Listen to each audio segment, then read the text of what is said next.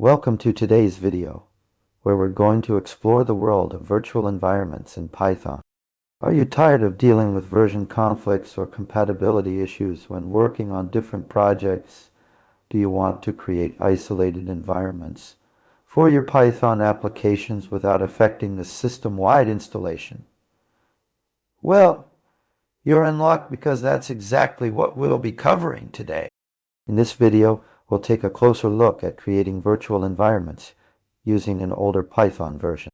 We'll break down the process into manageable steps and provide examples to help solidify the concept.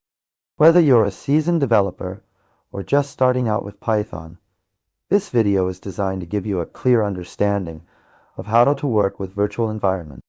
So, let's dive right in. When working with multiple projects that require different versions of Python or specific dependencies, using a virtual environment can save the day. But what if you need to use an older version of Python? Maybe you're maintaining legacy code or have to work on a project that requires a specific version of Python. First things first, we need to choose the right tool for creating our virtual environment.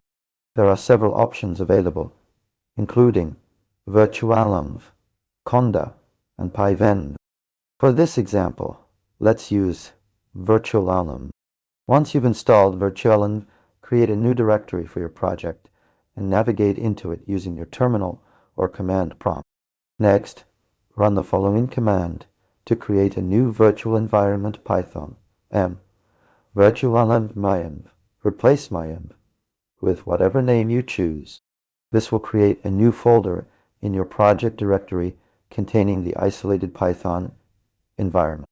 Now that our virtual environment is created, let's activate it.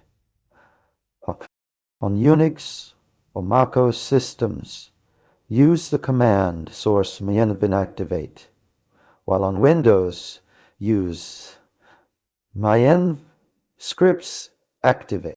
You'll notice your command prompt has changed to indicate which virtual environment you're currently using.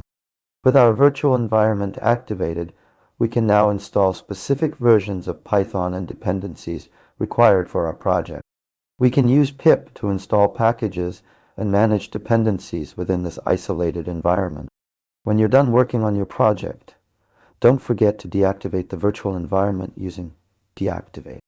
So what are the essential takeaways from today's video? First, we learned that creating a virtual environment is an excellent way to isolate our projects and manage different versions of Python or dependencies.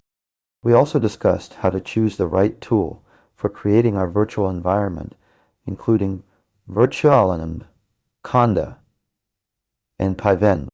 Additionally, we covered the steps involved in creating, activating, and deactivating a virtual environment using an older Python version.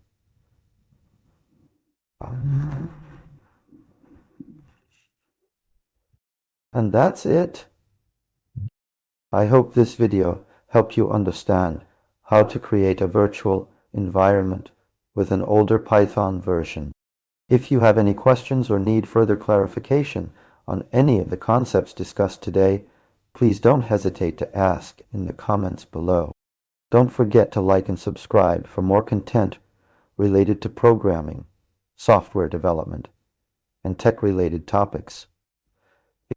As always, thank you for watching, and we'll catch you in the next video.